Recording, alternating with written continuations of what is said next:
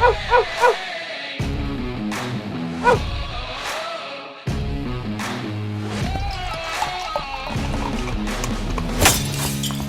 to another edition of the Dogger Pass podcast. This for UFC Vegas 19. I'm Paul Shaughnessy, joined by a Zoom call by Cody Saftic. How's it going, Cody? What's up? What's up? And then maybe after this Zoom call, I'll get on a StreamYard conference because Zoom ain't paying me no money, Paul Shaughnessy. It's true. Zoom isn't paying me any money. Are you saddled up with anything for this episode? I've got a energy drink not to be named because they're not paying me any money. And then I've got a hard seltzer company as well lined up here, but they're not paying me any money. I guess they got some free pub last week, and it's the lone one that actually survived last week's episode. So good times. Honestly, I'm shocked that they didn't come running with a sponsorship deal because you did an excellent job of putting them over, my friend. Oh, buddy, slurring my words. It's like I feel like that is what the WCs are going for. You know, that younger demographic. I may not have the look that they're going for, but I definitely had the sloppiness that they're going for. Pretty decent week that we had last week. UFC 258. I mean, I was really big on Usman. Had him in a whole shit ton of parlays. Kind of scared, terrified, some may say.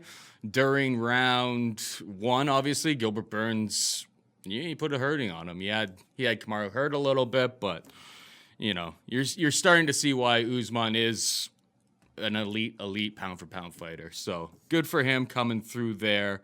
Any thoughts on last week's card, or should we just jump into the next? Yeah, outside of apparently the greatest BJJ practitioner in the UFC scene in a long time getting submitted by an Armin guillotine choke. Yeah, things were as smooth as they could have been, I suppose. But the card got killed big time, and we only ended up getting 10 fights. And so you'll see on this week, we got 15 fights. And I think the UFC is just overbooking in the idea that if some of them do get canceled, they'll still end up with 12. 10 wasn't ideal. There was a couple good spots I thought that we had a good edge in. The fight ends up getting canceled. So hopefully that's not the case here. But yeah, 15 fights. So we'll just try to get through them as quick as we can. Yes, sir. Let's get into the main event, a fight that we've already talked about before. We have Curtis Razor Blaydes taking on Derek Lewis. Minus 430 is the price for Curtis Blaydes, plus 345. I think the first time that this was booked, I had it parlayed. I can't remember at this point, but it was like minus 280. So I'm feeling kind of used and abused at this. We've talked about this fight before. At the end of the day, what is it really? It's Curtis Blaydes. He's probably going to be able to take down Derek Lewis a bunch of times, basically take him down at will, pound him away. Derek Lewis has always historically been very resilient. He obviously hits hard when he connects, but it can be a little bit wild. It can be a little bit sloppy. He's the definition of puncher's chance, specifically in this matchup here. I think the price should probably be like minus 500, but you know, you're starting to get, it's tough to really find value at the minus 400 right here. The over-under in that fight is lined over 1.5 is minus 185, under 1.5 plus 160. Do you have any hot takes, anything to add to that, or what? Yeah, like you mentioned, we already talked about it. The huge significant advantage for Curtis Blaydes being that he's got much better cardio and obviously the wrestling. I mean, Derek Lewis is a guy that's had 20 fights in the UFC. He's been taken down by 13 different opponents. He shows a 52% takedown defense numbers.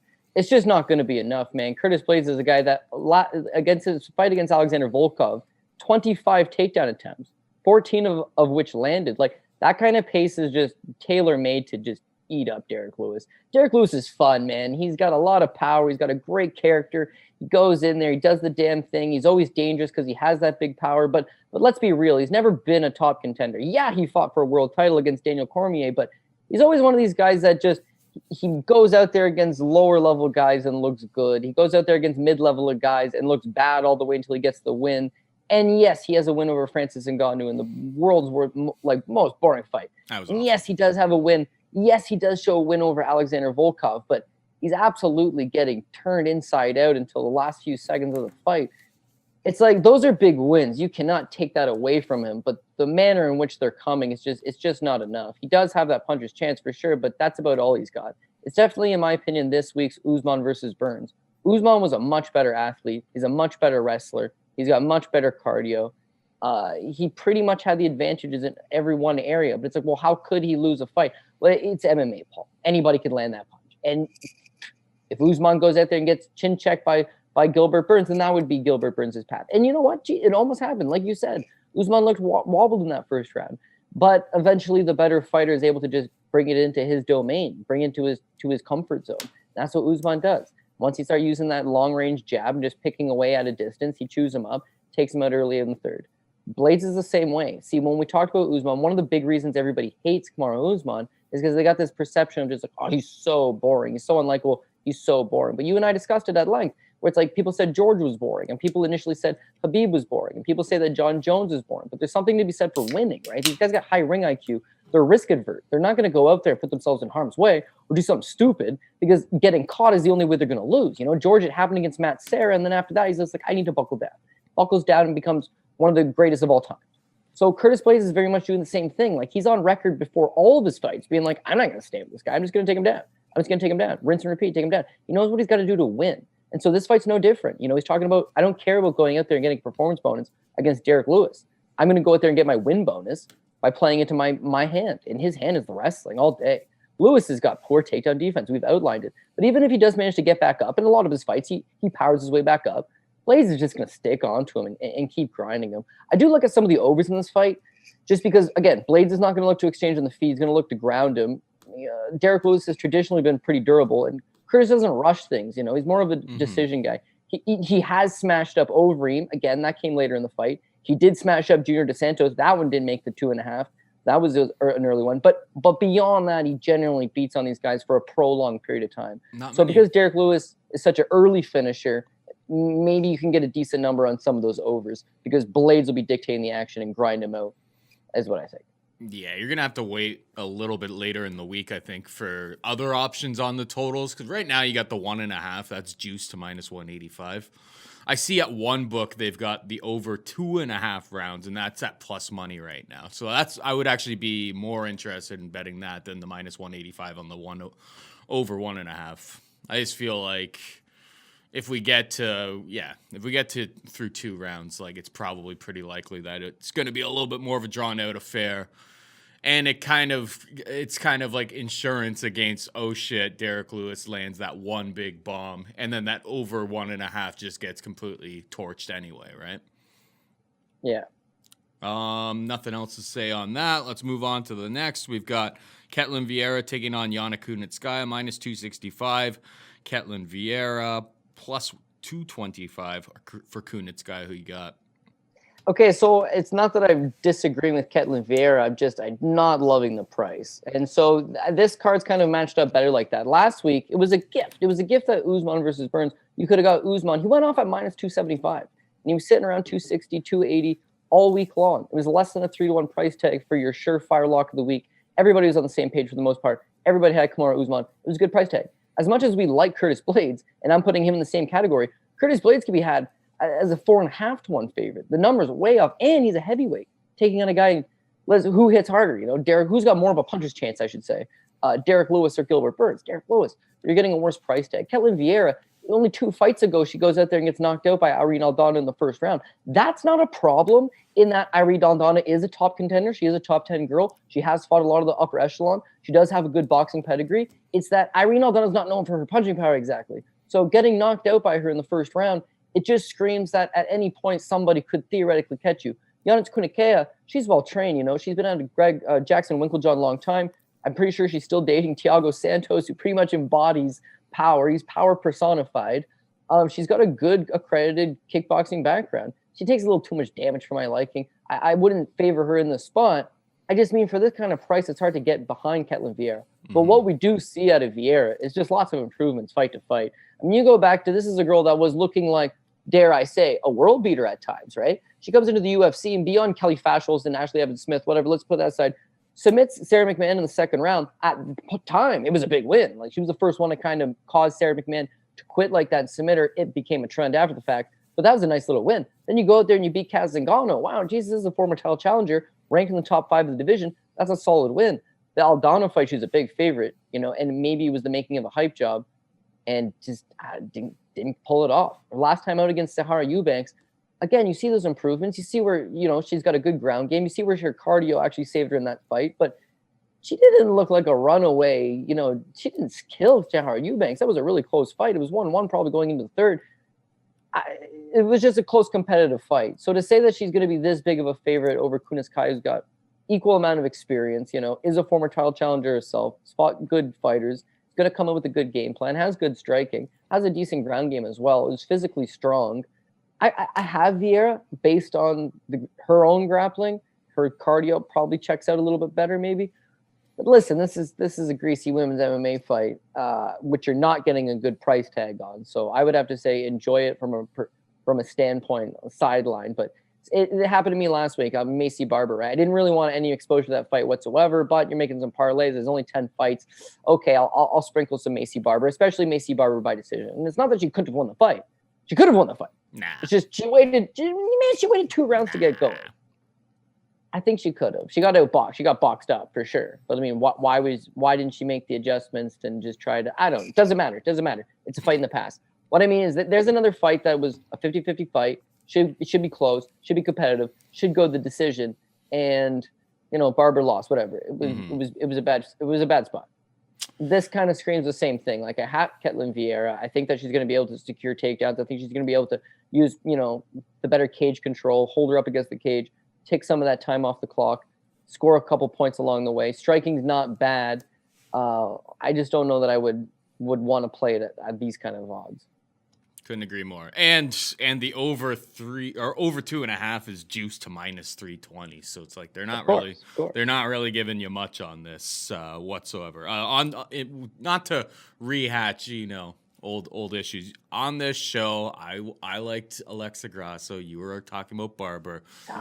Joe Sun Tzu. He reached out to me after the fact. And he was just like, I agree with you on Grasso. I think she's going to tee her up on the feet, and she's not going to be in trouble if they get to the ground. So I ended up firing away. The Chick Whisperer came in, saved the day, made some bucks on that. Not to rehash any issues for you. Let's move on to the next fight. We got Charles Rosa taking on Derek Minner. Charles Rosa, -185 favorite. Minner can be had 4+ 160. Over under in this fight, 1.5 over is juiced to -150. Under is +120. I mean, it's a Derek Minner fight. Minner comes out, kill or be killed. Charles Rosa, historically, not exactly a big finisher. But I totally understand why a Charles Rosa fight in this situation is, lined at a 1.5 round total. I like Rosa to get. I just think Rosa's clearly all around a better fighter. He's very, very durable. I don't see too many paths to victory for Minner here. What about you? I couldn't agree more. I love this spot. -185 seems like a nice little price tag as well. I mean, you got to think about how does Derek Minner win all of his fights? Yeah, you mentioned it, dude. This guy is a potent finisher. He is like an absolute. We always talk about go out in your shields and guys that want the finishes and guys that are chasing bonuses and guys that is Derek Minner, and he's a well-traveled veteran. He's not one of these guys with 10 or 15 fights. Guys will come on the regional scene and be like, oh, he's got 9 first-round finishes. Like, yeah, over regional scene guys. This guy comes in with nearly 40 professional fights. And it's like, man, he's got 1 knockout, 22 submissions, and has won 2 decisions. Flip side to that, he's been knocked out twice. He's been submitted 8 times. He's lost 1 decision. All these fights, he's been in a decision 3 times. So, yeah, when you're looking at unders, I mean, yeah, you know Derek Minner's fighting for an under pretty much every time out. It all comes down to the level of opponent he's got. Is it the kind of guy that can be finished in the first round? If it is, Derek Minner, he's live dog. He'll be able to snatch up something. He certainly has a chance at snatching up something. But everybody that's ever been able to last out past that 3-4 minute mark, everybody that's been able to get to that second round, those are the guys that beat Derek Minner because his game kind of just fall off a cliff completely. You see him in the UFC or even, I guess he beats Clay Collard, boxer, but gets on the Contender Series, loses to Herbert Burns. It was a bad spot, grappler versus grappler, but he wasn't going to submit Herbert Burns in the first round, and so he succumbs to him. Terrence McKinney, first round submission. Charlie Dubray, first round submission. Grant Dawson. We'll see Grant Dawson, man. He's durable, man. He's out of Glory MMA and Fitness with James Krause. He's been caught in guillotine chokes multiple times from the James Krause. He knows how to get out of these sticky situations. And Derek Minner slaps it on him, and I'm sweating balls, man, because I'm all over Grant Dawson in that spot because I have this belief that he's not going to submit Grant Dawson in the first round. Dawson prevails, gets out of it. TJ Laramie. TJ Laramie was everybody's darling. You know, he looks awesome on the Contender Series. Canadian MMA veteran, young, good-looking kid, shining prospect, comes to UFC. Big favorite over Derek Minner. The belief is that he's not going to get caught in the first round, but he's so young. You know, he's in his early 20s. He only has a handful of fights. This is his UFC debut. He's not fought under these bright lights. Like that is prime suspect for Derek Minner to be able to snatch one up on a guy like that. And that's what he goes out and does. But Charles Rosa, man, Charles Rosa has been in there with some of the best guys. And Paul, I mean, it absolutely checks out every time out. I mean, he went 3 rounds with Bryce Mitchell. Bryce Mitchell dominated him every step of the way with the grappling. He tried the twister multiple times. He had him in all sorts of sticky situations. But Charles Rosa is a BJJ black belt, and it prevailed in that spot. The Shane Burgos fight, only time he's been finished. He got knocked out late in the third round, or 2 minutes into the third round. But he had won the first 2 rounds going into the third against Shane Burgos, a top 15 guy. He's been in there with guys like that. But the most telling fight of all for Charles Rosa is he's pretty much already fought Derek Minner. Only his name is Manny Bermudez. And Manny Bermudez is the exact same thing. So if you look at Bermudez, all of his wins come by submission. Mm-hmm. They're all quick submissions. He's known as the Bermudez Triangle. Yep. This guy is got a nasty submission game. Not only that, but Manny Bermudez comes in. I'm pretty sure he misses weight. He's absolutely huge for the weight class. He goes out there. He gets some early spots against Rosa, and then Rosa there's levels to this. Experience, good grappling, prevails. He goes out there, he submits Manny Bermudez. I think this is going down the exact same way. Derek Minner is going to try to get this fight down as fast as he can because he's not a great striker. Charles Rosa is a much better, much more refined, polished striker. So he'll have the advantage standing. So Minner's got to force this thing to the ground. Charles Rosa doesn't have great takedown defense. So maybe that is the chink in the armor there, where we can see Derek Minner go out and score a takedown. But even if he scores a takedown, he's not going to score the submission out of that first initial takedown. And so that leads this thing to the second round. And in the second round, Derek Minner is tired. He always is tired. Charles Rosa's got cardio for days. So I think cardio is going to win outright. The submission defense is going to win outright. Charles Rosa wins this thing down the stretch, probably inside the distance, like you're saying. And that's a decent price on its own because Charles Rosa known as a decision guy, but Minner not known to lose decisions. So at some point, Rosa probably tires him out and probably sticks him with his own submission or TKOs him late in the second or the third round.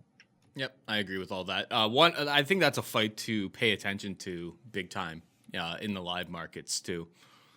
Because if you get I like the minus 185, but you may be able to get, if Derek Minner, like he does in most of his fights, comes out super, super hot, you may get a considerably better price on Charles Rosa if you think that, hey, Derek Minner's starting to fade away now.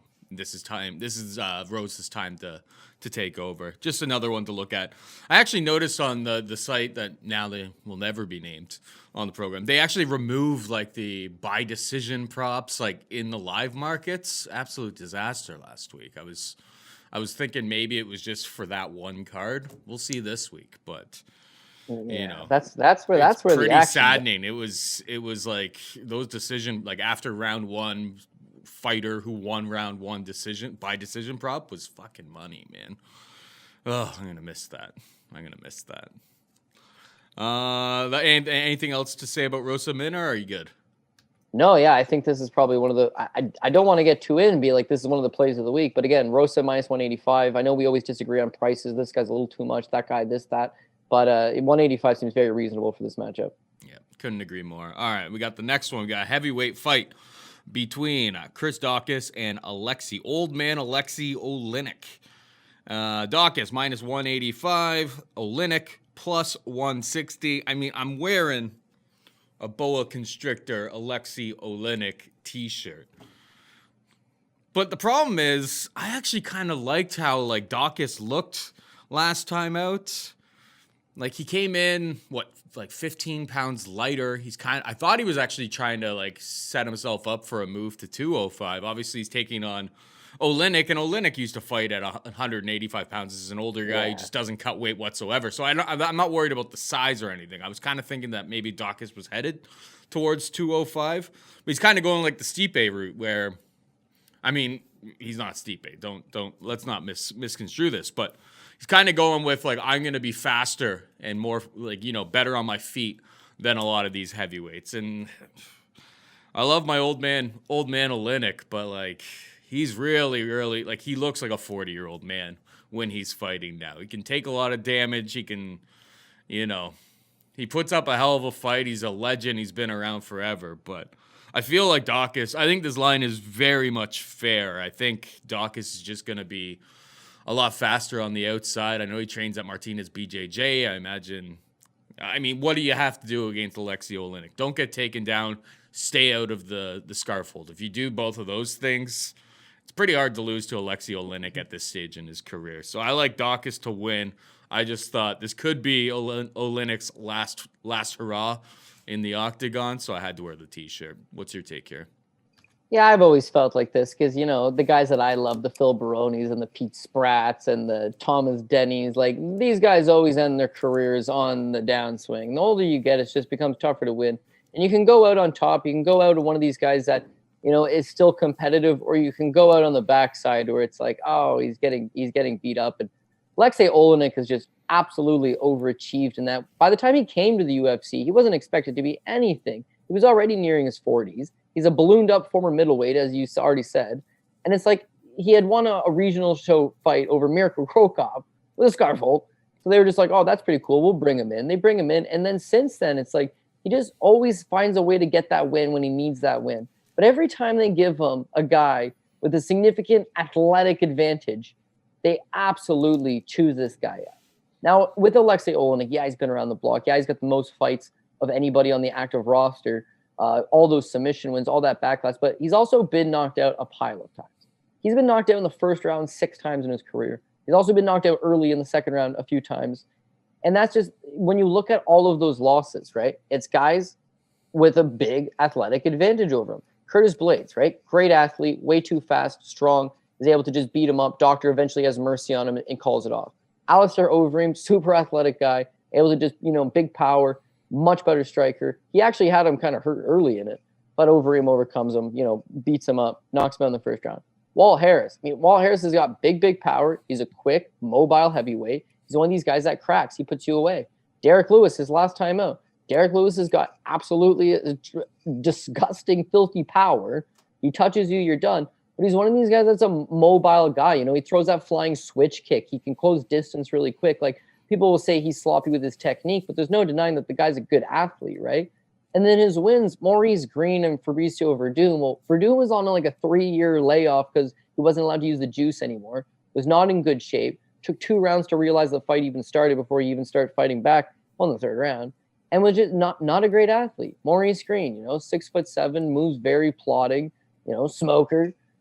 Not a great athlete. Those guys he can win. You know, those guys he can get the fight to the ground and submit them. But these other guys that hit hard and move well, they just beat him. Chris Daukaus is that. He looks to be a nice, mobile, moving heavyweight, an athletic guy, coming in that 220, 230 mark, moving down that they say, oh, maybe he's coming to 205. Nah, man, but it's just making you a really fast heavyweight because you're on the smaller side of it. You don't got to come in at 260. You don't got to come in at 250. As long as you're moving well. But can you crack? That's the big thing. And in this guy's case, it's like, oh, boy, looks like he's got nice boxing, nice check left hook, been icing guys. He's kind of becoming the, you know, the flavor du jour. People are kind of getting behind him. Should he be this big of a favorite? Yeah, probably. He's got the striking advantage. This thing stays standing. He's knocking Alexei Oleinik out. This thing goes to the ground. Oleinik, always a live dog. But Daukaus is also a BJJ black belt. He's not going to be a fish out of water there. So cardio is the one thing where it's like, okay, Daukaus has looked tired in some spots before. His wins have been really quick knockouts, so you haven't seen the cardio check. And Alexei Oleinik is just willing to die out there in order to get the victory. Like he'll drag it out to some dirty later rounds. But let's be real, at 43 years old, his cardio is awful. When he gets tired, it becomes a very, very sloppy affair. Mm-hmm. And so pretty much he's giving up every significant advantage of a fist fight over to the younger, more athletic, quicker, harder hitting Chris Daukaus. And I would have to agree that Daukaus is probably going to go out there and get the victory. So I'll be siding with him for another knockout win. We got Phil Hawes taking on Nasruddin Imavov, a fight that we already talked about before. You were big upping Imavov in that spot. Has anything changed since the last time? No, nothing's really changed. I mean, we broke it down the last time where you've got an absolute fantastic athlete in Phil Hawes who hits like an absolute brick shit house. He was former wrestling teammates with John Jones and former wrestling teammates with Colby Covington, and he just never got to those levels. I mean, he's kind of, in my opinion, a busted prospect. Every time you've seen him on that bright spot, against a decent level of competition, obviously, he succumbs to it. On the Ultimate Fighter, again, it's at 205 pounds, and it's against the eventual winner, Andrew Sanchez, but he was so touted as like, this guy's going to win the entire show. Just watch. Jones is the coach on that season. He's sitting cage side. They talk a whole bunch of game. He loses the fight. You know, the Lewis Taylor fight, same thing. He's not supposed to be losing to near 40-year-old Lewis Taylor, former Strikeforce Challengers veteran against Joe Riggs back in the day. Like, this shouldn't happen, but same thing, he loses. The fight with Julian Marquez, it's like they're already giving him a third opportunity, right? He fanned out in World Series of Fighting. He fanned out in the Ultimate Fighter. You bring him on Contender Series, and Julian Marquez has got like 6 pro fights. You know, his striking is very herky-jerky and just raw at the time. Still is, really, but especially at the time. Just walks right through this guy and head kicks him. It's like, my God, you see where Phil Hawes is very athletic. You see where the wrestling is there. You see, but he's so muscular that one's got to wonder, like, it just takes something out of him. But he's got to knock you out in the first round. He's got to knock you out early, or he just falls apart. Now, as far as his run in the UFC goes, yeah, he's been the beneficiary of some softball matchups. And that last fight with Jacob Malkoun, especially, Malkoun is like Robert Whittaker's BJJ coach. There's no significant reason why he should be in the UFC. He hasn't won anything on the regional scene. He hasn't really shown himself to be a standout fighter. He just happens to know a guy that's headlining the card, so why not give him a spot? Phil Hawes buzzsaws through those guys. But Imavov's cast iron, man. We talked about some of these guys. They're from Dagestan, but they leave. They go to other parts of the world, and they just add different martial arts skills to the repertoire, more than just the wrestling, right? Khamzat Chimaev, great wrestler, you know, leaves, goes to Sweden. Now you see that he's got the striking wrinkles in his game. I'm not saying that Imavov is in the slightest bit a wrestling of caliber of a Khabib or the wrestling caliber of a Khamzat Chimaev. What I'm saying is that he's got the wrestling in his back pocket. He's just chosen to be more of a striker. And you see that. I mean, training out of the same camp that produced Francis Ngannou and produced Cyril Gane and produced Taylor Lapalus, you've got Imavov. And I think he's a good striker. I think he's an accurate guy, fights well with the southpaw stance, rangy guy, a good cardio. And ultimately, when you see his fight against Williams, it's like the one thing with Williams in there, it's like this guy took an atrocious amount of damage and just had the heart, you know, not the biggest middleweight going, but he took a big time beating. I don't see Phil Hawes taking that same beating, because every other spot that you see Phil Hawes in, once his game doesn't work, he has to take a step backwards. That's when he completely falls apart. So it wasn't good underdog money, but it was like plus 125, plus 135 for Imavov. That's our dog of the week. We're rolling him. And one of the few dogs on the card that we like. If Phil Hawes pulls out of the fight due to injury, or pulls out of the fight like very close, like day up. So now we're scrapped. Now they rebook it a month later. Okay, well, why would I change the pick on Imavov? I think that he's the rightful fit. Well, now he's like plus 100, so you're not even getting really dog money out of it. But nothing's changed. If anything, I think it plays better in his hand, and that's probably why you see a little bit more money coming on him this time around, that it's rebooked. But am I looking right past Phil Hawes? Like, no, man. The first minute and a half. I'm sorry, not minute and a half. The first maybe round, could be even a round and a half. It's going to be hectic. The guy doesn't have a lot of weapons. The guy is a tremendous athlete. The guy absolutely has devastating power. The guy could knock out anybody. It's that the guys that he has knocked out have big-time defensive lapses in their game. Imavov, yeah, he is hittable. He does make a few defensive mistakes. But if his chin just checks out for that first round, he's going to pull away down the stretch. So I think he's going to intercept Hawes coming in. He's going to utilize those leg kicks a little bit better this fight, and hopefully eventually set up the knockout punch. So that makes sense to me. All right, we got Tom Aspinall taking on Andrei Arlovski, minus 245. Aspinall plus 205. Arlovski's been on a nice little run here. Couple wins in a row.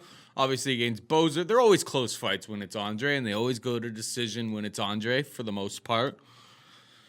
I think everything that we've seen from Tom Aspinall so far shows that he's probably at least a top 10 heavyweight moving forward. The guy hits like a ton of bricks.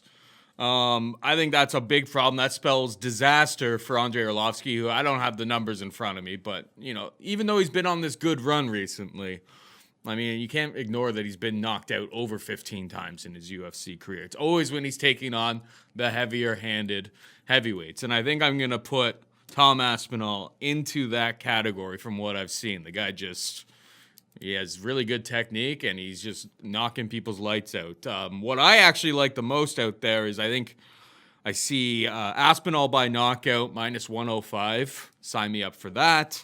And Aspinall round 1 plus 200. The 245 is all well and good, but I think he's gonna find Andre Arlovski's chin, and it's gonna be checked. What about you? Yeah, I mean, realistically, that's exactly what the UFC should have done. I would have liked to have seen Andre Arlovski versus Alexei Oleinik. That's a fun fight. That would Give have me made Chris more sense. Daukaus. Give me Chris Daukaus versus Tom Aspinall. You're telling me that's not a banger you don't want to see? But the UFC's in a spot where they've got to build the younger star because they've got the aged veteran who's in his 40s.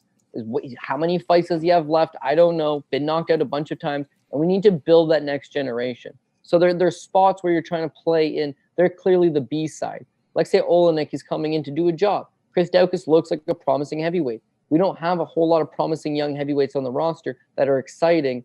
He's going to get the rub. He's on the main card of this. He's on a main card spot over Alexei Oleinik, a game opponent. Sweet. And then you're getting the exact same thing out of Tom Aspinall. He's a young, mobile, hard-hitting, exciting heavyweight, trains out of a good camp.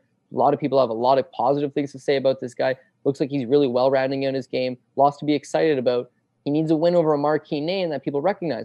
My dad's flipping through the fights, and he sees Andre Arlovski. He's in. You know, most people sitting at the bar look over and they see Andre Arlovski. They're in. Andre Arlovski is the most tenured guy in the UFC roster. This guy has been fighting in the UFC spanning like 3 different decades. It's ridiculous. And somehow he finds a way to get the job done. And you know what they call him the Pitbull? I always thought, it's because he had bangs and he was a menacing guy and it was his style. But it's like Andre Arlovski finds a way to just keep coming back, and he refuses to go away, man. He's definitely the most tenured guy, one of the bigger recognizable names if you've been watching the game for a long time. He's just the junkyard dog, quintessentially. But beyond that, they call him the Pitbull, all those dog references. Because in this day and age, that's why he keeps the name.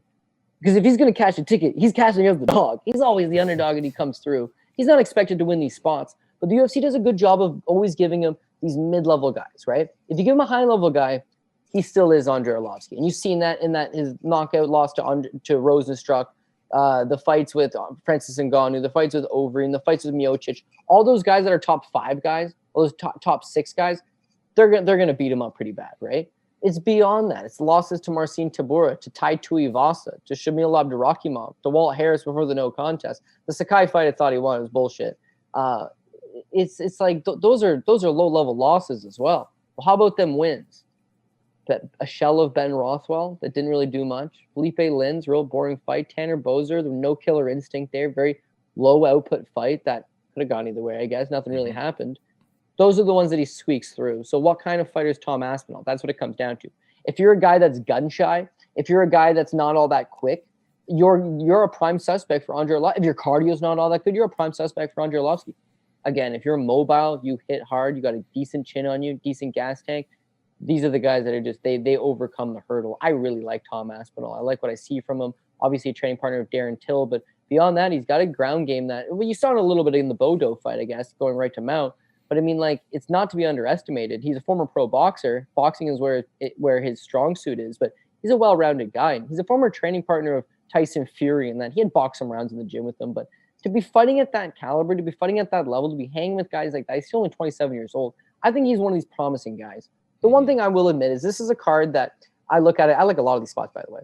But some of the three of the best spots are Curtis Blaydes, Chris Daukaus, and Tom Aspinall. But they are all heavyweight fights. And heavyweight fights don't always go as smoothly as we'd like.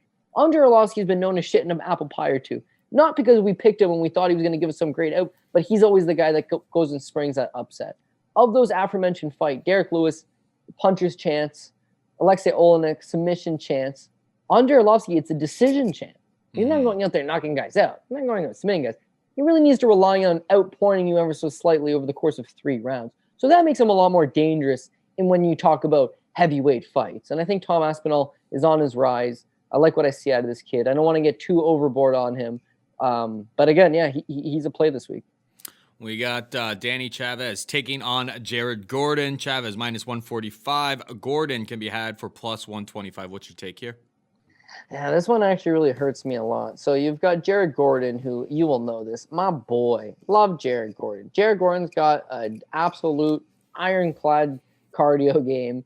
just outpoint you down the stretch. Not outpoint you, just outgrind you down the stretch. All of his fights end up being ugly. And a lot of the time, if it's like a test of wills, he ends up breaking these guys. You know, BJJ brown belt under John Danaher, ended up going to Rufus Sport, working on his striking, kind of well-rounding his game out. He's a former drug addict, a survivor. He's got a good story. He's a solid guy. Everybody that knows him just loves him. Seems like a really likable guy. Fan favorite, so to speak. And I myself like Jared Gordon. Jared Gordon's got massive defensive lapses in his game. It's definitely a defensive liability. And the fight with Chris Fishgold was probably the most concerning, even though he won. So when you look at when they match him up against hard hitters, so he gets Diego Ferreira, bad spot for him. He's up a weight class. He's taking on Carlos Diego Ferreira, who's a top 10 contender in one of the toughest weight classes in the world, and obviously just had a banger of a fight with Neil Dariush. Like, he gets smoked, but it was a nasty knockout. He got knocked out pretty bad in that fight. When he came back against Joaquim Silva, I thought he looked awesome in the first round. Jared Gordon looked good, never missed a beat. In the second round, all of a sudden, he's getting all that damage. Like, he gets hit so much. All that damage is accumulating. That in the third round, he was gassed. And I've never seen him tired before. But it was an accumulation of damage on his body. He's so tired. He's sitting in one spot. Joaquim Silva, highlight reel, absolutely KOs him in the third round to bring to, a big comeback, really. It's like, damn, Jared Gordon's taken way too much damage. And the Damaret fight, he was slowed down. It wasn't the end of the world. The Charles Oliveira fight, why he got booked with Charles Oliveira, I'll never know. But again, he's on short notice. He's stepping up for them. And it's a nasty first-round knockout. Now you go to that Chris Fishgold fight. He looked really slow. Really, really, really slow. You watch back that fight. You can tape study as many times as you want. And you look at any other fight he's had. He's moving at half speed. Now, this guy's my guy. I love him. I don't bet him against the Charles Oliveira or the Carlos Diego Ferreira of the world. But Jared Gordon's the kind of guy that's always going to give you a solid effort. He's always going to fight his heart out to the very last bit. He's always going to give you, everything that you could ask for. You want to get behind him. But that Chris Fishgold fight, he came through, and I told myself, I can't bet this guy anymore. He looked just so slow. And I remember I tweeted it out. Jared Gordon looks like he's moving half speed. Like, what's up with that? And the very next day, fighters win a fight, and they'll go to social media. I want to thank my fans. I want to thank my sponsors. Jared Gordon took to social media the next day and was like, I just rewatched the fight, and I'm moving slow. I need to go back and figure out what's going on here. I need to address that. The thing is that Chris Fishgold's got one-round cardio. So he was so tired that he couldn't capitalize on that. He couldn't capitalize on the fact that Gordon's just moving so slow that everybody else hits him. He's so slow-moving, you got to hit him, put his lights out. He just wasn't able to do that. Danny Chavez has an ability to do that, I would think. Now, is Danny Chavez all that good? No. And this is a spot that I would love to bet Jared Gordon. Danny Chavez looked pretty good in TJ Brown fight, I thought. Well, at least for the first two rounds. He tired out in the third round, but for the first two, it was like his takedown defense was awesome. And he had gone on record because he had lost a fight. He had lost a couple of fights due to his ground game earlier in his career. And he had gone on record to be like, Khabib couldn't take me down. I've spent so much time working on my wrestling. It's buddy. That's fake news. Obviously fake news, but it showed a level of confidence that this guy was like, people think they can wrestle me. Delusion. Just wait. So everybody loves TJ Brown, and I ended up taking Chavez, being like, if he can stop some takedowns, Brown's one of these guys. He got to finish really quick, right? His best fights are when he finishes really quick. And if you don't let him take you down, how's he going to finish you? Chavez can extend him a bit. The first two rounds, I thought this guy looked awesome. Making his debut, short notice, first time he's fought a legitimate fighter in his career, coming off a layoff. It's like he had a lot of cards against him. Sorry, not a layoff. He had fought like a week earlier, but prior to that big layoff. It's like there's a lot to like about this guy. I expect him to be a little bit better than he was his last time out. And how he looked his last time out, good enough to take Jared Gordon at this stage. Use that takedown defense to keep the fight standing. So how does Gordon going to respond? He's going to do the same thing he always does. March forward, relentless pressure, back you up, try to get his boxing going. But his hands are just too slow. And his chin is always standing there. Or not standing there, but his chin's always just out on display. Never moves his head. He's going to get caught. He's going to get caught counterpunched by Danny Chavez, get wobbled. As soon as he gets wobbled, he does this thing where he stanky legs, and it looks bad, right? And it causes refs just to jump in and stop the fight.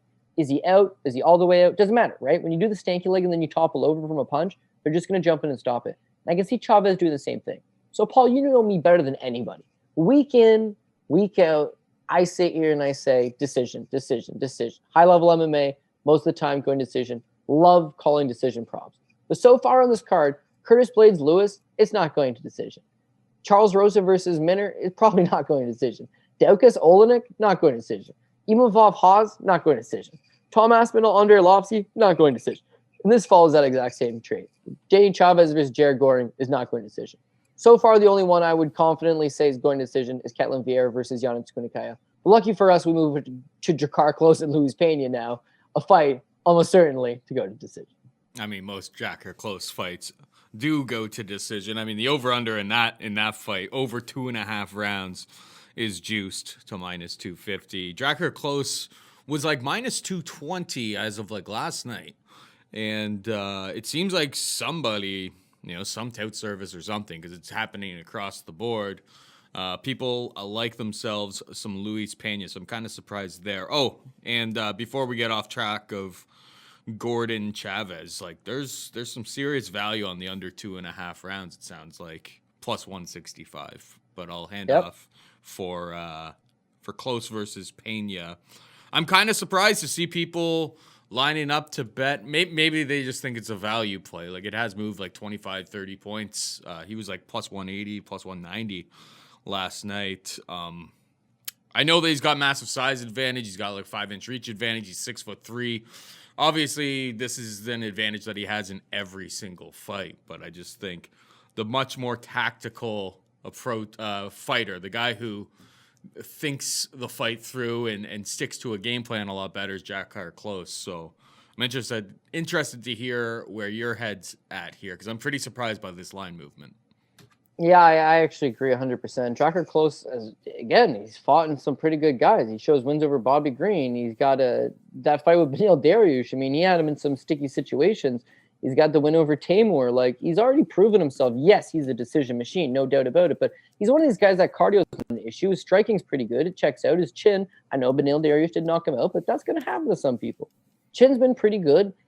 But he's a cookie cutter, There's not one definitive skill that he does that's like his standout skill. Striking is okay. He's a Miles Jury, let's say. Striking's okay. His wrestling's okay. His cardio's okay. His chin's okay. His submission defense okay. But he's not great at one area. So what he can do is, if you've got bad wrestling, if you've got bad striking, he's got enough to keep the fight where he wants it and expose those areas. With Luis Pena, it just seems like he is a work in progress. 10 fights into his UFC career, it's still just a work in progress. And it seems like this is, at least certainly on paper, his toughest fight yet.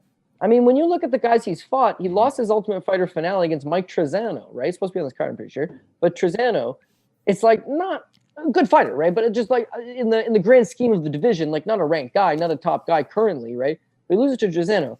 He beats Stephen Ocho Peterson, right? A tiny little bantamweight, who was not ranked in the top 25. He beats Matt Wyman, a shell of a ghost of Matt Wyman, who hadn't fought in a very long time and is not ranked in the top 25. He lost to Matt Frivola despite being a massive favorite over him. And Frivola's not in the top 20, probably not in the top 25. He wins Steve Garcia, not a top 25 guy. And then his last time out against Kama Worthy was the worst he's ever looked in any of the fights that I've seen in him.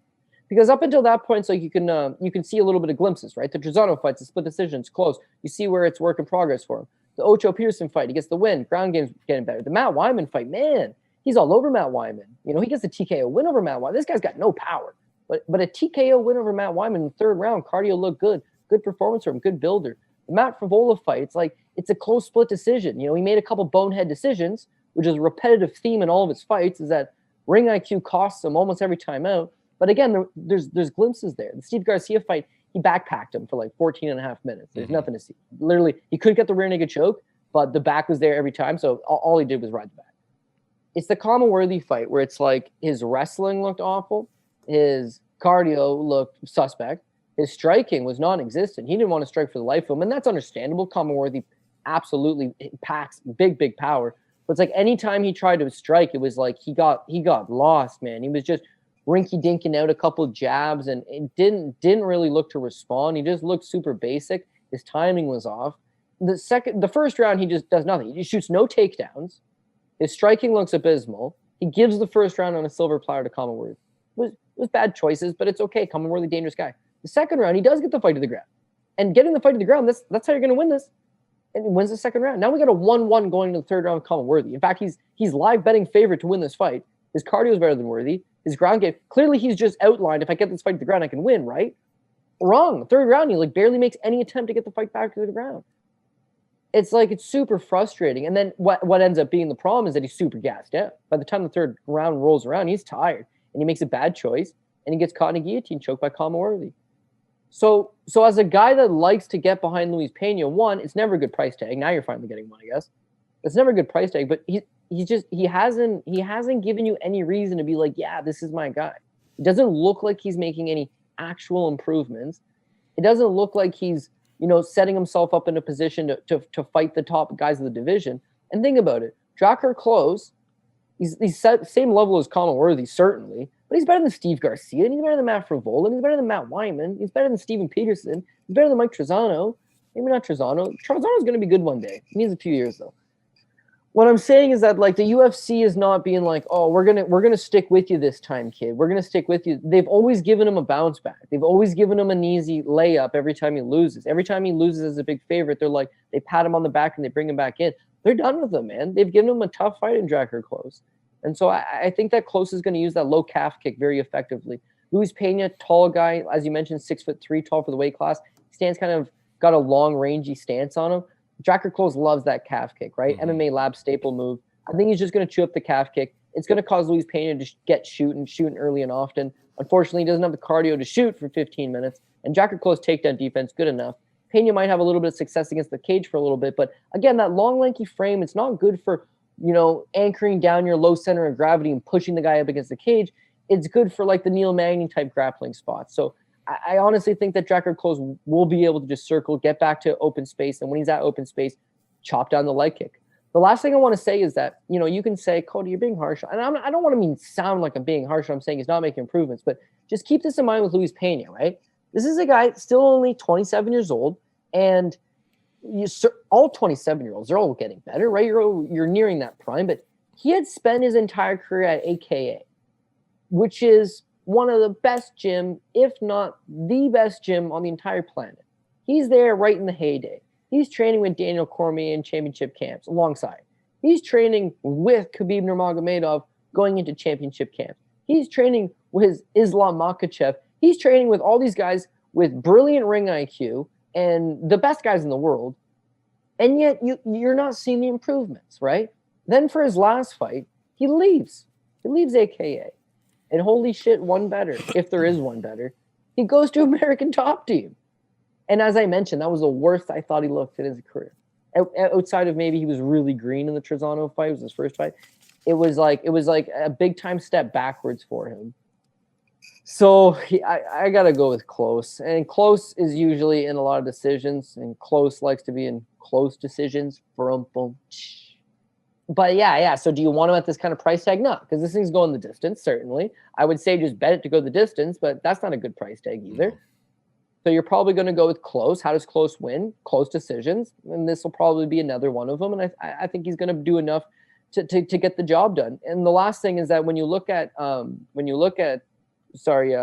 Violent Bob Ross, Luis Pena, the Trezano fight and the Frivola fight were close fights where he loses the split decision. So when you get tired and your body language is like that and you're getting physically out-muscled or moved backwards, the judges tend to lean with the other guy. And I think that'll be Klose coming forward, landing the damaging leg kicks, tiring him out a little bit, and that's ultimately going to be the difference maker. It might be a split decision. I'm hoping it's unanimous. But even if it is split, I think that more often than not, they're going to side with Klose and the damage that he'll bring to the table here. Couldn't agree more. All right, we got Eddie Wineland taking on John Castenada. Castenada, a slight favorite, -120. Wineland can be had 4+ 100. Does a lot of old guys that we've been watching for years upon years in the UFC on this card. Does Eddie have one left in the tank? The line keeps moving towards Castenada, for what it's worth. I'm thinking that's a dog or pass situation. One, because when you look at this card so far, it's like I am siding with a lot of these favorites, and I agree with a lot of these spots. I don't see myself going against, so far, I'm not going against Blaydes. the Ketlin Vieira fight, pass or not, but whatever. But I'm not big on the underdog in that spot. Charles Rosa, I'm not going against him. Daukaus, I don't think I'm going against him. Imavov, that's my guy. I'm not going to go against him. Tom Aspinall, I'm not going against him. Chavez fight, Gordon fight, that's close. But I see Chavez getting the job done. And Gordon, I just don't really want to back it. Klose, he's another favorite.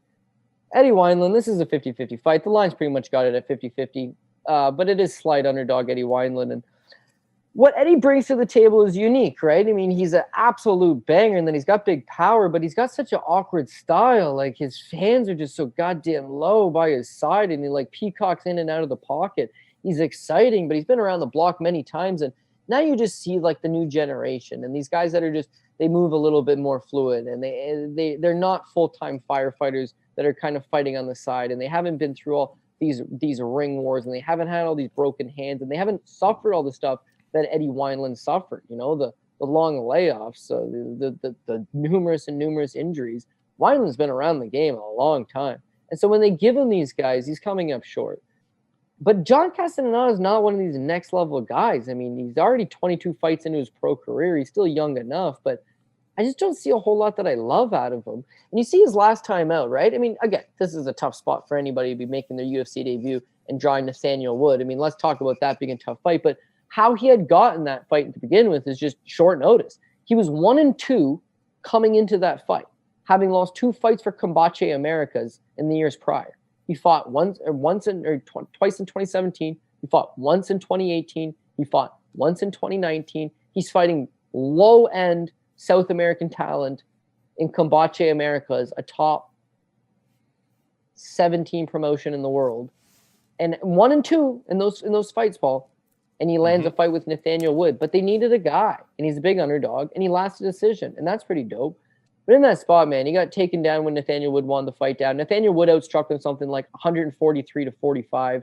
He just out-volumed him. Obviously, cardio because Castenada was on short notice. But when Nathaniel Wood would be the aggressor and move forward, you just seen John back up a whole lot. He didn't particularly fight well off his back foot.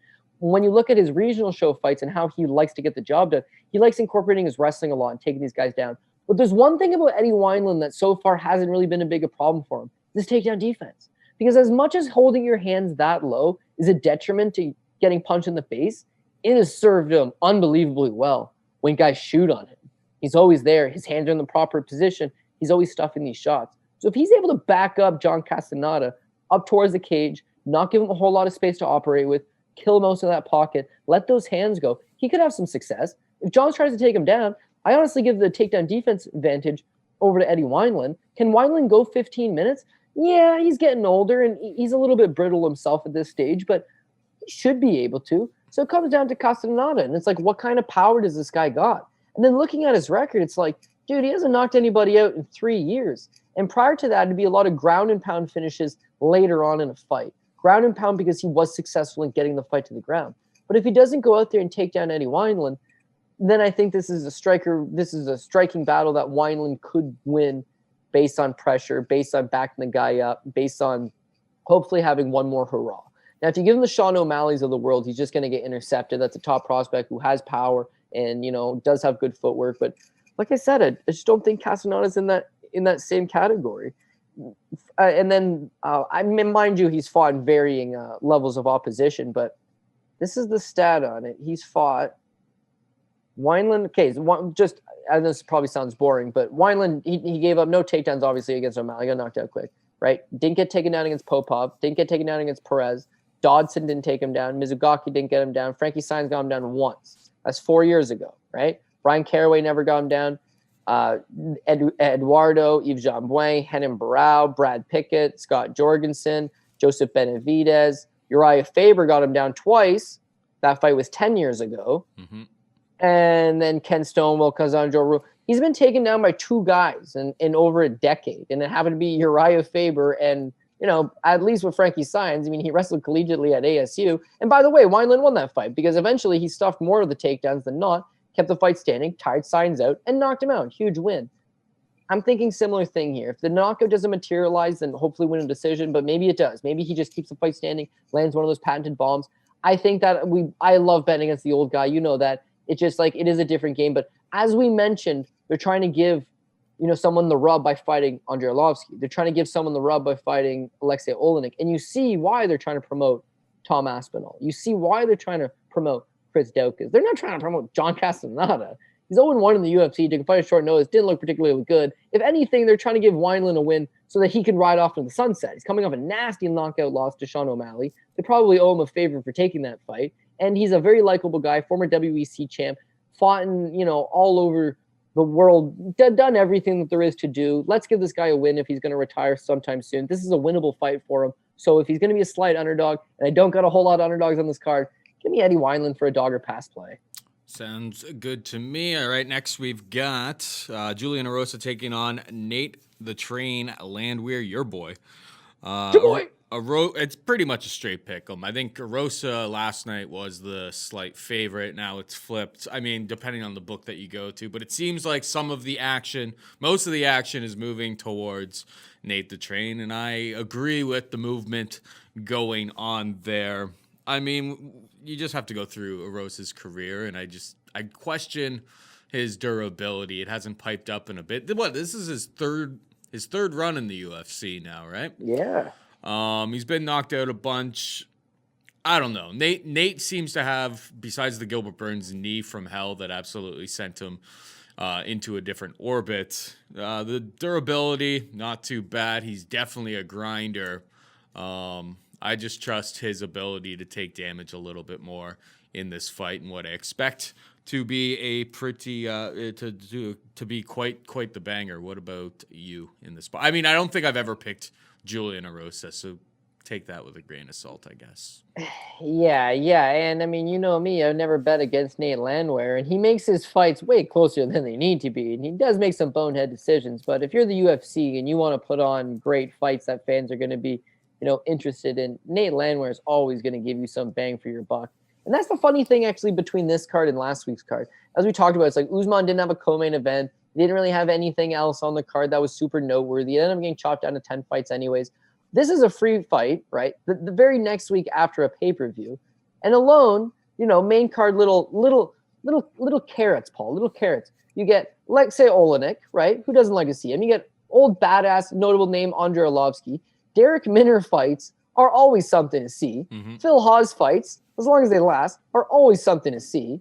That Aspinall Arlovski fight's sweet. Jared Gordon fights, always something to see. Oh, yeah. You got Eddie Wineland, a former WEC champ, a very recognizable name. You got Nate Landwehr. This guy puts on Fight of the Years every time out. All right, does his goddamn best too. It's like, this is a fun card, man. Oh, yeah. I mean, the whole way down. You got Titan FC champ. You got Rafael Alves, Pat Sabatini just got thrown on. Chaz Skelly, where's he been in 2 years? On this card. Nice fighter. Entertaining. Ayman Zahabi, the younger brother of Faraz. These are undercard spots. And another heavyweight fight. This card has 4 fucking heavyweight fights, Paul.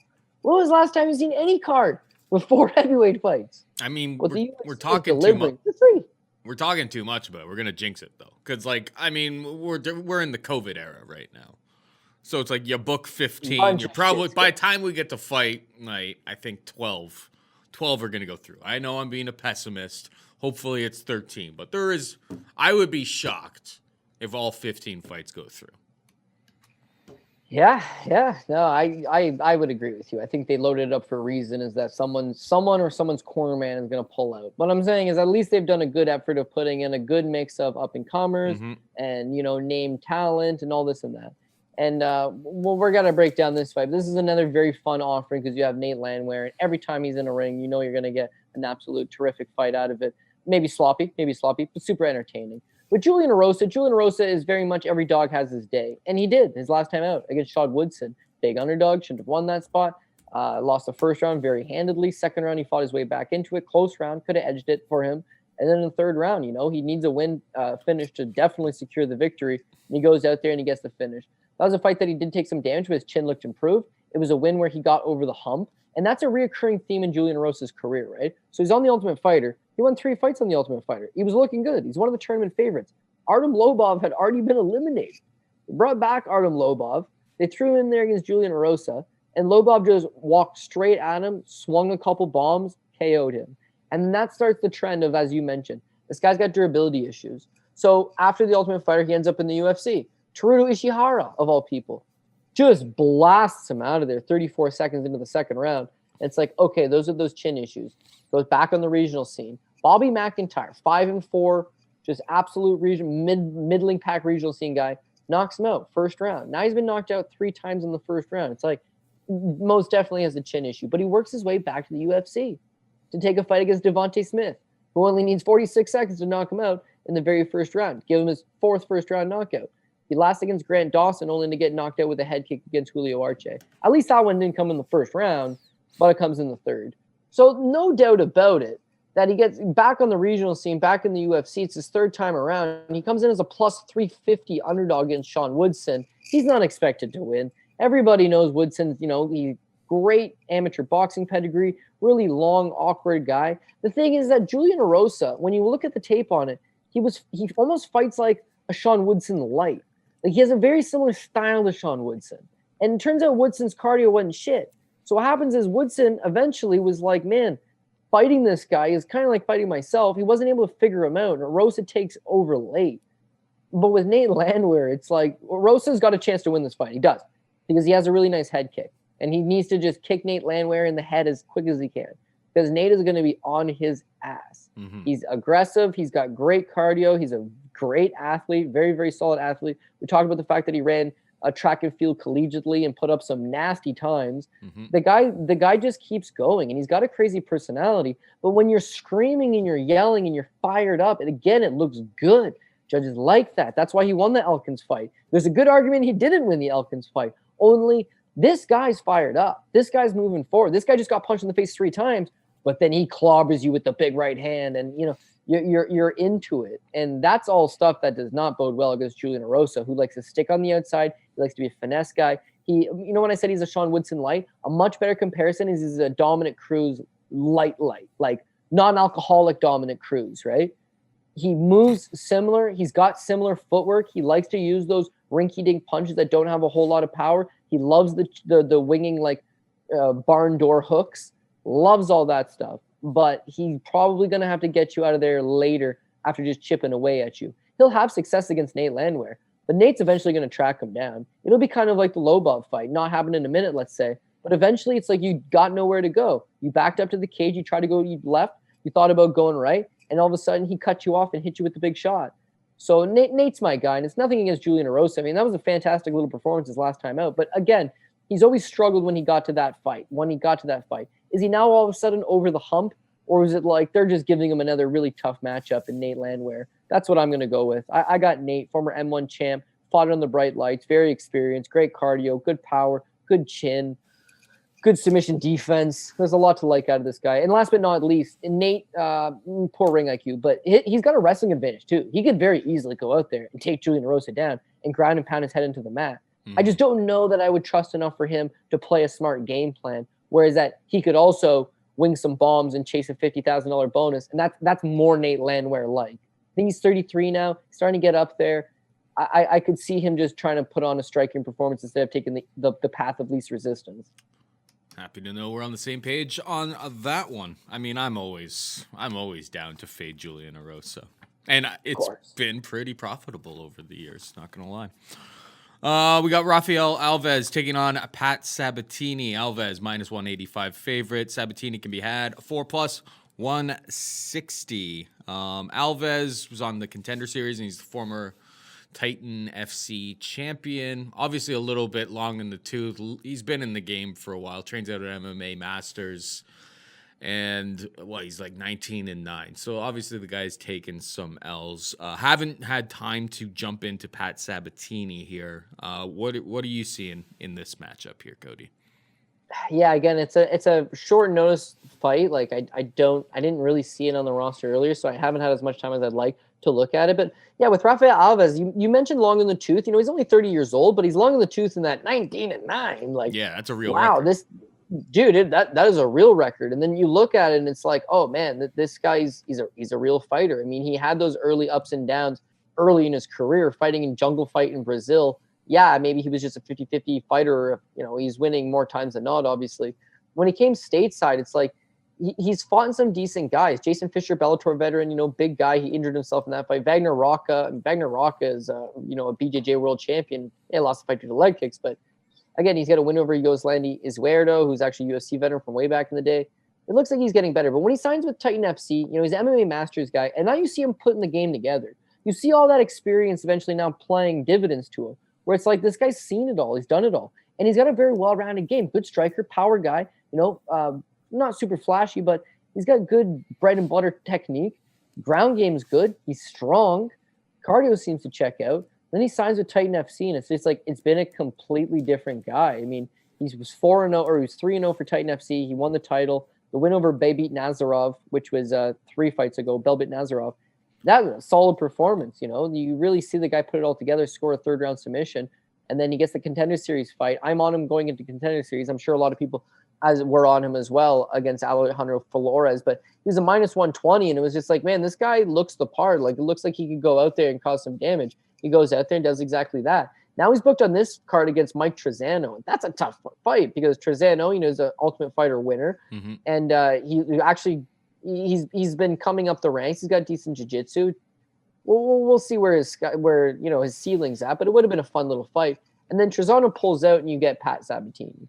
So Pat Sabatini is coming in on short notice to replace Trezano, and that's going to be an uphill battle. Making his UFC debut, that's going to be an uphill battle. He fought 2 months ago, so it's not like he's been on for a super long time, but it's just like it's a big difference in competition, right? You can't go from fighting 5-3 James Gonzalez. He had 3 fights in 2020. 5-3 James Gonzalez, in which he hurt his arm in 46 seconds in the first round. Sabatini loses 46 seconds in the first round. Takes the time off. 7 months later, he fights a 7-5 fighter. Wins in the first round. Doesn't get a whole lot of cage time in that fight. Hasn't been going later in rounds. Hasn't been testing himself, really. And then he takes on Jesse Stim, unheralded opponent. It's a second-round submission. It's nothing against Pat Sabatini. I like what I see out of him. I just think it's a tough UFC debut to take on short notice against Rafael Alves, who other people will say, well, Alves is making his debut too. No, but it goes back to what you mentioned, Paul. The guy's already seasoned. The guy is already a little long in the tooth. Man, he's almost got 30 pro fights. Like, he's got wins over some decent guys. He's won, technically speaking, a world title for the Titan FC. He's made those weight cuts. He's fought for Contender Series. All of that is part of the experience, right? And that experience is big, a lot more than what Pat Sabatini brings to the table. But because I haven't had as much time as I'd like to really dissect every single angle of it, I don't feel super like he's -185 Rafael Alves, right? Whereas that same -185 is on Chris Daukaus. That same 185 is on Charles Rosa. Like, I've looked at those. I feel way better about those fights than I do about this one. And so it's going to take a little bit, but certainly preliminary and what I already know about the two guys, yeah, I think that it's rightful favorite Rafael Alves. I think Rafael Alves does get the job done. I don't know if I would chase a certain prop because, again, just need a little more information. But come Saturday, hopefully we'll be able to lock something in a little more confident than that. Sounds good to me. All right, we got Casey O'Neill taking on Shanna Dobson, -150 O'Neill, +130 Dobson. Watched Casey O'Neill's fight against Christina Steleu, which was on UAE Warriors, and now she got a second round ground and pound finish. But man, like, honestly, like, she had some good control against an opponent that really didn't look like of any sort of upper echelon type of talent. But when they were on the feet, like, she looked like she has, I know she's 5-0, but like, she did not look like, I was not very impressed. I have a confession to make, Cody. Yeah. I bet Shayna Dobson +150 last night. It's +130. I see +135 in some spots. I think she should be the favorite, and the reason why, I mean, just she's 4-4. She's had some real ups, some real downs. Going back to that Agapova fight, though, I think her time out at Team Elevation is really helping her. Her time in Denver right now is really helping her out. She's got a good room that she's training with, like Montana De La Rosa's there, Tisha Torres. She posted a picture the other day. I think she's actually making some significant improvements every single fight. And I just think what I saw from Casey O'Neill, she's 5-0. I don't think she's fought anybody at this level yet. So I took the shot at +150 last night. It feels kind of dirty. I've always been kind of against betting on Shayna Dobson. I faded her in a whole bunch of fights before this, but I think she's trending upward. She's heading in the right direction, and I don't think what I saw on tape, I'm not too convinced Casey O'Neill has very much in the bag for her. What about you? Yeah, I actually am going to go with Casey O'Neill ever so slightly. But yeah, all your arguments are super valid, right? You got Shayna Dobson, who has UFC experience, has competed at the better level. She just pulled off the biggest, technically it's like the biggest upset in MMA history. Yeah, that was just but stupid realistically, it was a stupid line. But it's the biggest upset certainly of 2020, where it's like you can't overlook Shayna Dobson, even though she's knocked out 40 seconds against Priscilla Cachoeira, even though she's not looked particularly good in her UFC run. It's like you can't completely write this girl off because, yeah, she's definitely a go-getter. She's got the desire to compete. She wants this. She wants to make a career out of this. Most people couldn't understand why she was still in the UFC. 3-fight losing streak, got dismantled by Cachoeira in that third fight of that losing streak in 40 seconds.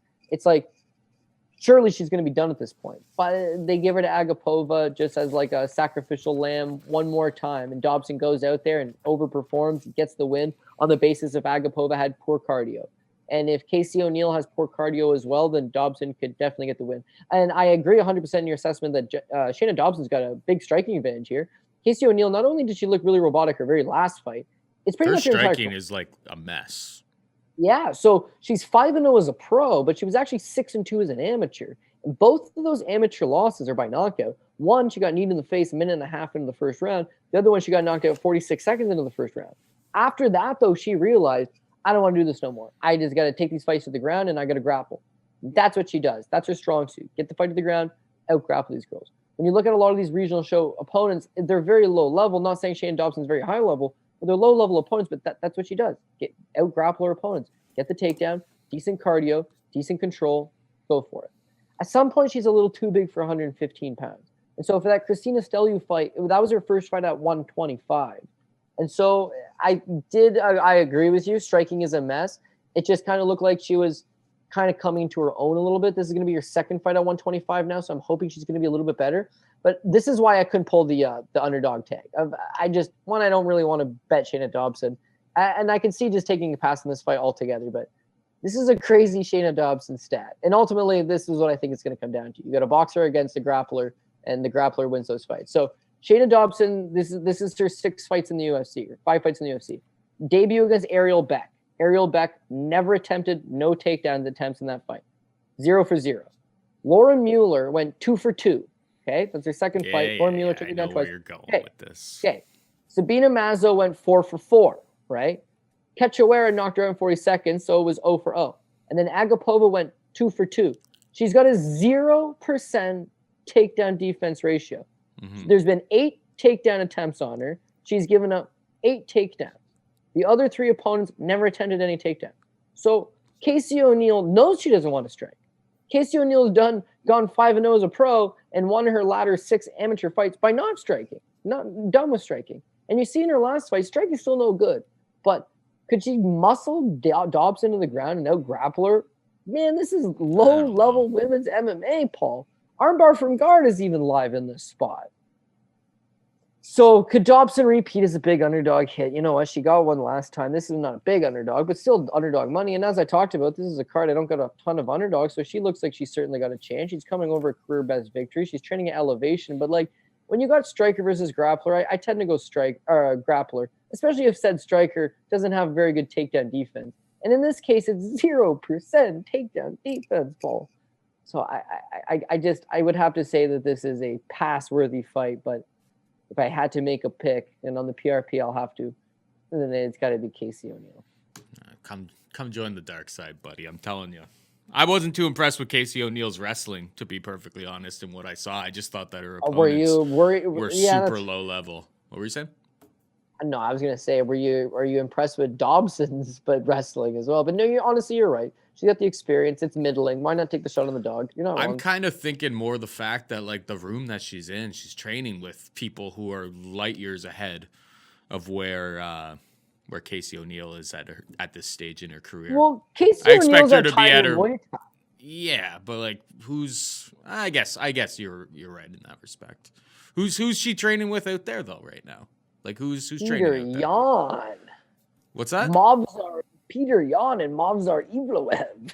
Yeah, you think Casey O'Neill's putting in time with her? Come on, bro. I'm gonna send you a picture of Dobson here. You rag the puck for a second here. I'm gonna show you Dobson's the room that she's in. Okay, you're gonna bring it up. Yeah. Listen, I mean, there's one thing in being in a room. I mean, you can look at Jacob Kilburn, right? He's out of American Top Team, so the guy on a daily basis is surrounded by some of the best fighters in the world, but it doesn't necessarily make you one of the best fighters in the world. What I will admit is that Jacob Kilburn looked a lot better in his last fight. He had made improvements. You do make improvements being in those rooms. That's why if you got someone from a small mom and pop gym, it's nothing against them. You know, they can show you all the skills that you want, but at some point you need the bodies to work with. You need guys that can spar with you. You need guys that can grapple with you. That's what's going to push you and get you to the next level. I just don't know what Shayna Dobson, they got a good women's MMA team, as you mentioned. I'm sure she's getting good rounds in, but she's 31 years old. The former correctional officer, I'm pretty sure. Time to get shit done, buddy. Time to get up shit and down done. moments in her career. Yeah. The time to get shit done is against Agapova, right? Extend out your UFC career, get the big win. Nobody saw that coming. I sent you the picture there. Montana De La Rosa. There is Tisha Torres in the center there. Your baby JJ Aldrich. Like, they've got a good room of women fighters there. I think she's going to be ready. I think she's going to be ready to go. I think this is a good spot to get dog money on what should be, at the very least, I think, a pick'em fight. But that's just my opinion. Hey man, I've been a big hater of Shayna Dobson all along the way here. I just felt like I saw the line starting to move. I saw it was plus 150 in one of my spots still, and I didn't want to miss. I didn't want to miss the action. I figured that you weren't going to pick her anyway. Anyway, let's move on to the next one. We have Jamal Emmers taking on Chaz Skelly. Emmers minus 235. Skelly can be had for plus 195. What's your take here? Well, Chaz Skelly is a fan favorite. I don't know to how many fans. I mean, he's probably doesn't got the biggest following, but to anybody that's ever watching Chaz Skelly fights, it's like they're always highly, highly entertaining. He's one of these guys that he's a former collegiate wrestler, one of the original Team Takedown guys back when that was still a thing, recruited straight out of college due to his aggressive style of wrestling. And yeah, he just added the wrinkles of a solid grappling game as well. I mean, he's a BJJ black belt. He's got really opportunistic, tricky submissions. And then his striking, man. I mean, it's more of a just like throw the game plan out the window and just wing those bombs. But again, made a lot of improvements. And Chaz Skelly was a guy that when he was at Team Takedown, it was mostly just score those takedowns and then use your jiu-jitsu, try to get the submission.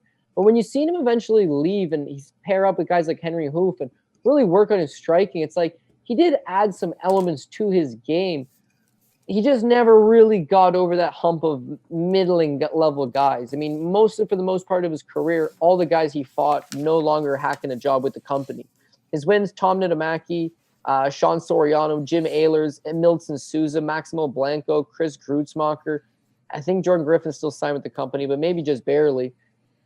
All of those wins, again, are just not guys that are currently hacking a job anymore. And then having just one fight 2017, one fight in 2018 ended up being a no contest, one fight in 2019 against Jordan Griffin. Now he's taken 2 years off. Chaz Skelly's a smart guy. Chaz Skelly's a bright guy. You see him, he's actually really got a pretty good character online as well. He does his picks as well. I mean, if you want to follow him, send him questions, like he's really good. But the facts are is that he's 35 years old. He's coming off a 2-year plus long layoff. And it did kind of seem like he was slowing down back when we did see him last. Now, how does he win this fight with Jamal Emmers? Well, you know, he does have that collegiate wrestling, but it's largely nullified by the fact that Jamal Emmers is a solid wrestler himself. He does got better grappling than Jamal Emmers, but you got to be able to get him down. Jamal Emmers probably has a slightly better, advantage in the cardio side, but what I think it plays out to is just like a long-range kickboxing match. And I would ever so slightly favor Jamal Emmers. I mean, he's the longer guy. He's got the height and reach advantage. He seems like a more fluid athlete. He's definitely faster. He's younger. He's made some bad decisions himself. I mean, ring IQ is always an issue with him, but I feel like he's doing an okay job of addressing them by just body of work, just get back in there and fight again. Now, the Giga Chikadze fight's frustrating because I thought he won, but he just fought the world's worst game plan, so it was understandable that he lost. He brought it on himself. The Vince Cachero fight, it's just like, again, it's a very low-level opposition, so this is the kind of guy that you can shine against, and he goes out there and he looks good. Chaz Skelly is neither of those two things. He's hard to look good against, but but he's also coming off the layoff. He's not a fantastic striker, but he's got some skills in every kind of dimension.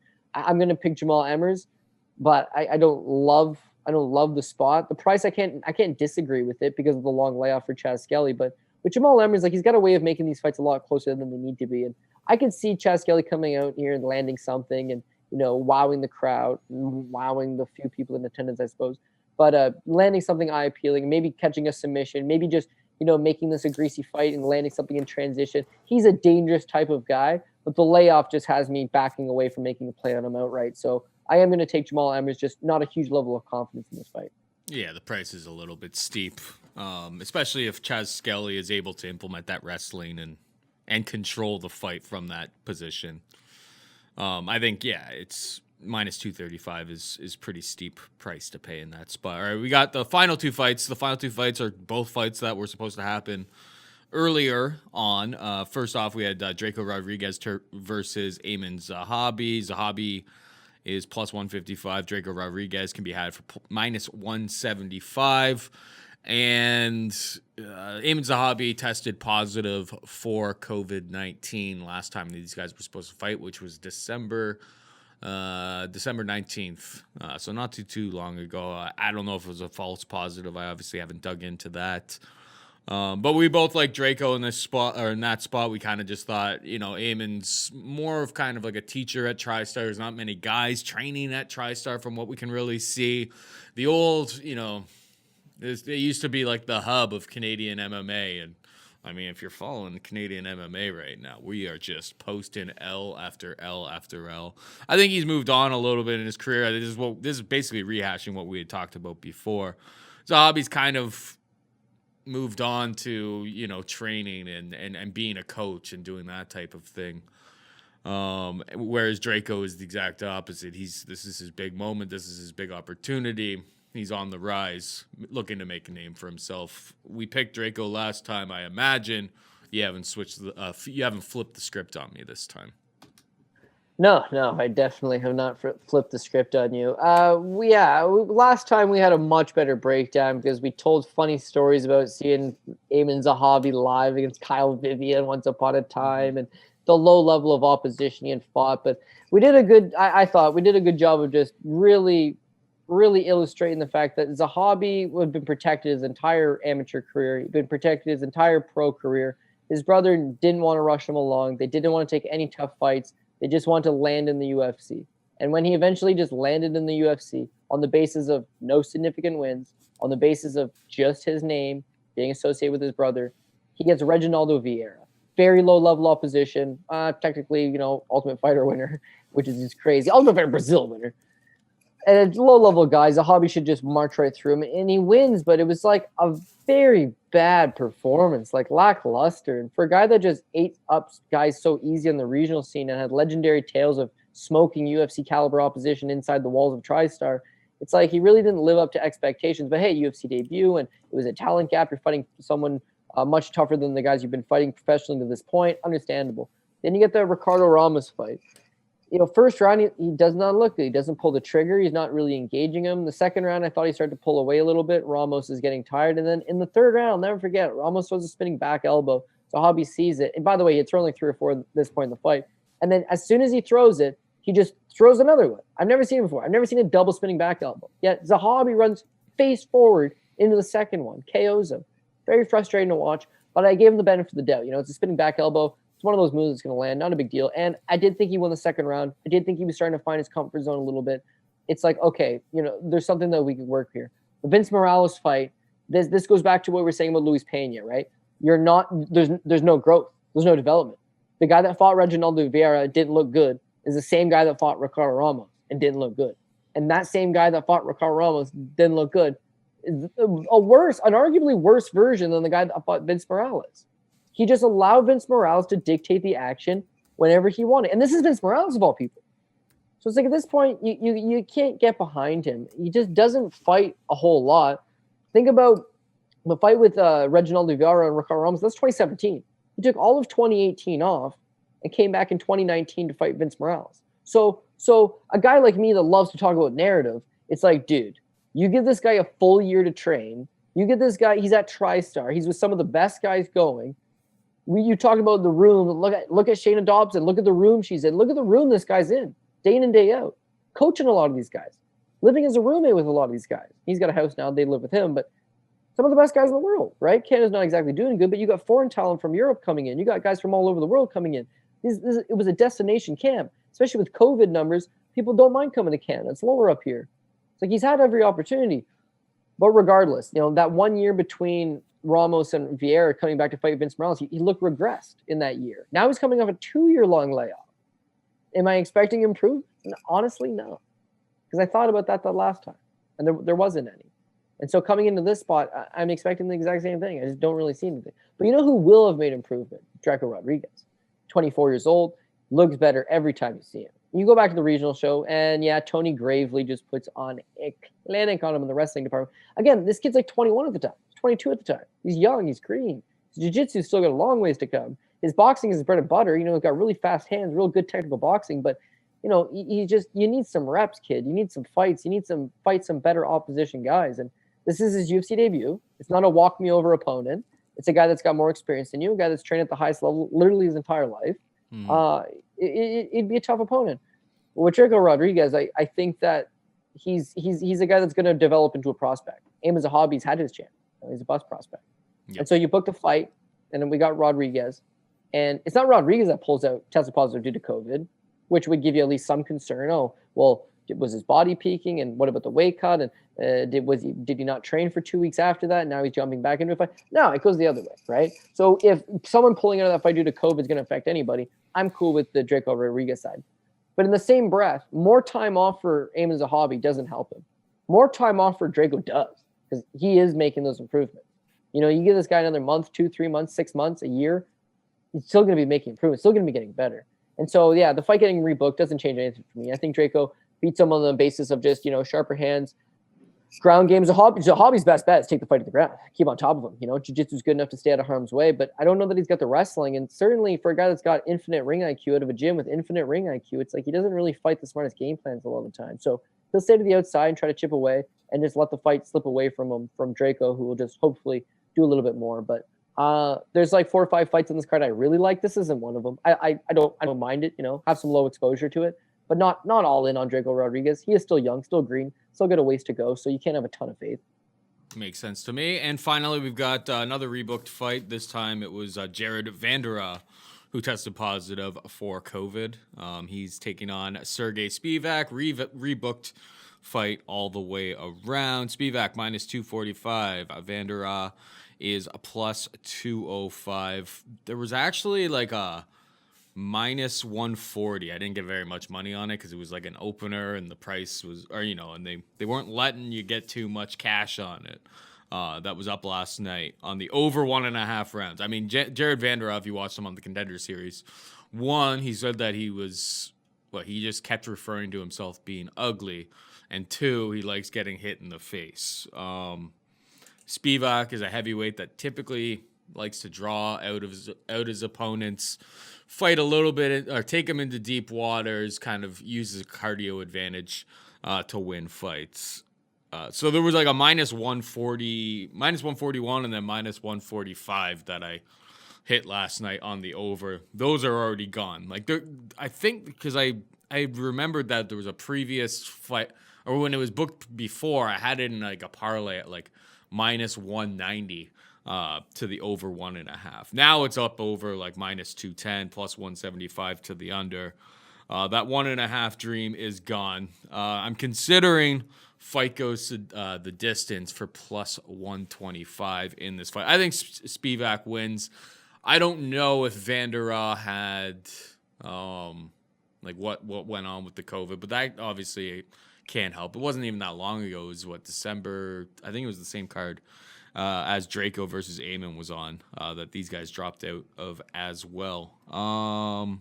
But yeah, I think Spivak wins. I think he just kind of wears them down. I am looking at an interview here where Vanderaa, I guess in an interview, said that his plan was to go for it. He was going to Ryan Hall Spivak in this spot. He's going to go in and he's gonna go for like a heel hook in the first 10 seconds, end of business. I think that's just like mental warfare or whatever the hell he's thinking. I don't think that's going to happen. Give me the over. I mean, the over now that it's getting up to like minus 210, over 1.5 rounds, like, that's probably about right in terms of the pricing. I'm considering at plus money taking fight goes to decision, though. What's your take here? Yeah, Jared Vanderaa is tough, and that's kind of as far as it goes. I mean, he's pretty much the closest resemblance that you'll have of MMA fighter to. You ever seen the movie The Goonies? And they got that thing, he's kind of chained up in the basement, and they let him free, and you see memes about him all the time.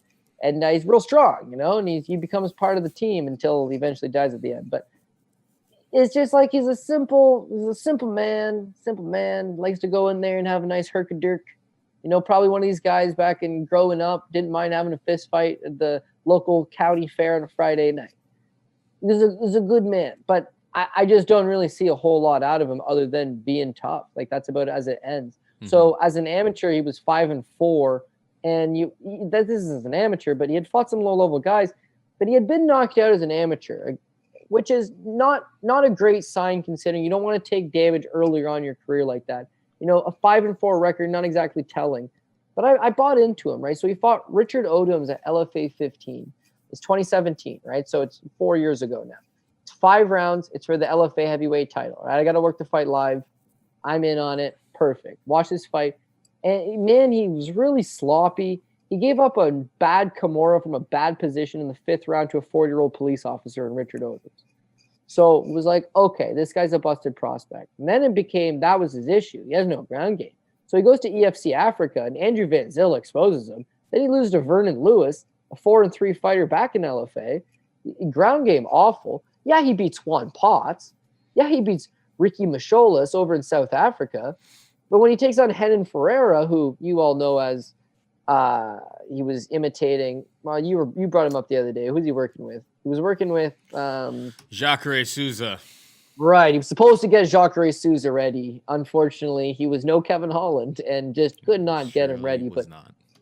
But all the same, it's like this guy's got a ground game. So we've seen what happens when he fights guys with ground game. They easily expose him. He's a really big dude, and he is at a Dan Henderson's Ultimate Training and Fitness. So if he ends up on top of you, ground and pound's his best weapon, right? He can take a punch standing, but when he ends up on top of these guys, he smothers them and just smashes away the ground and pound.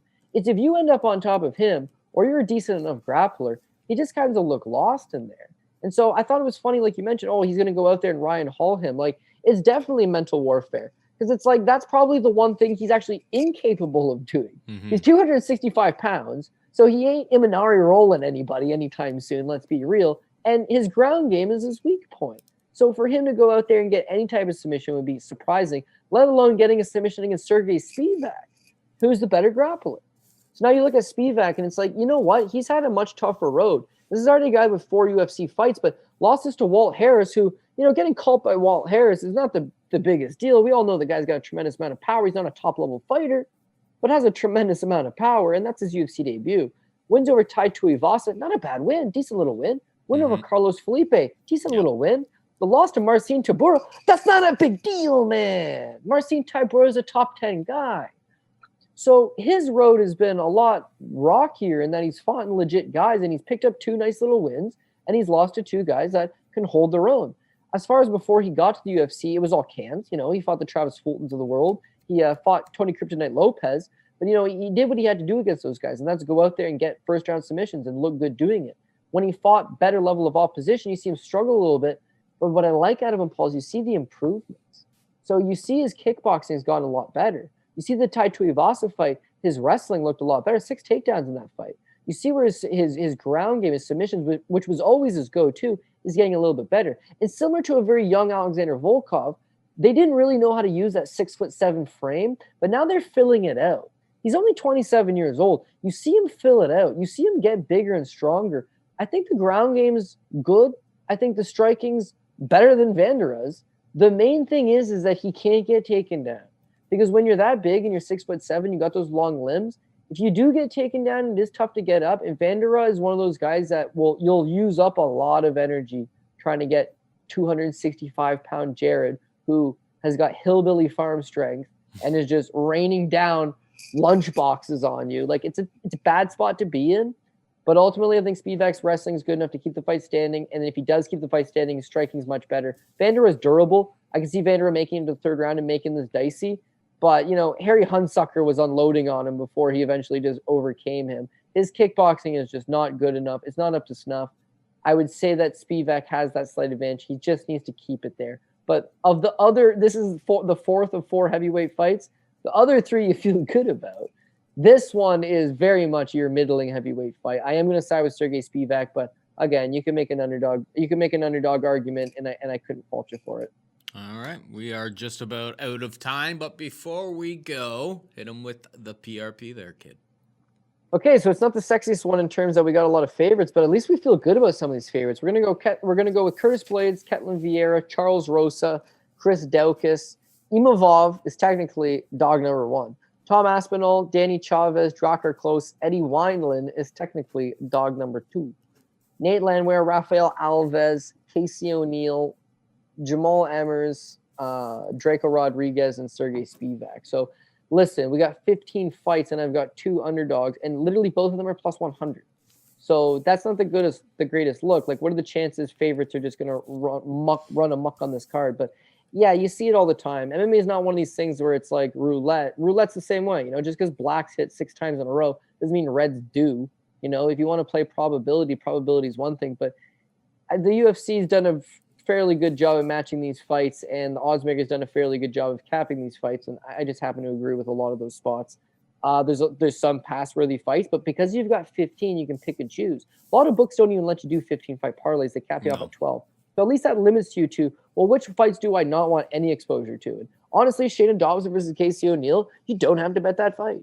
Rafael Alves versus Sabatini, I'm probably going to end up with Alves. But again, just as a preliminary thought, you don't necessarily have to bet that fight. If you think Eddie Wineland, I can't bet Eddie Wineland in 2021. Cody, you're crazy. But Jesus, you're right about John Castenada. He's not exactly anything special. You don't have to bet it. You can pick and choose a little bit. That's what's going to help make these 4 or 5 fight parlays something that we like. If you don't want to miss the odds or anything like that, like you don't want to wait for me to tweet it out on Saturday, Curtis Blaydes is like, he's a top building block guy. I'm going to put Charles Rosa as a top building block guy. Chris Daukaus is going to be like a second stage guy. Don't really want him all the way at the top, but second stage guy. Tom Aspinall, he's going to be up there. And then beyond that, I got Nate Landwehr, I got Danny Chavez, I got Drakkar Klose. I think all those guys are going to be, 3rd, 4th level guys. Sergey Spivak going to be a 5th level guy. But all of a sudden, we've got 7 guys, 8 guys. If they come through, these are going to be nice plus money hits. So looking forward to it, Paul. Sorry I wasn't able to make it in studio. Sorry I wasn't able to enjoy a mango White Claw with you. But hopefully we make this one a winning weekend, and we can get back to the groove of things and live in person next week. Yes, sir. Yes, sir. All right. That is it for us this week. Hope you enjoyed the show. For Cody, I am Paul saying goodbye and good luck.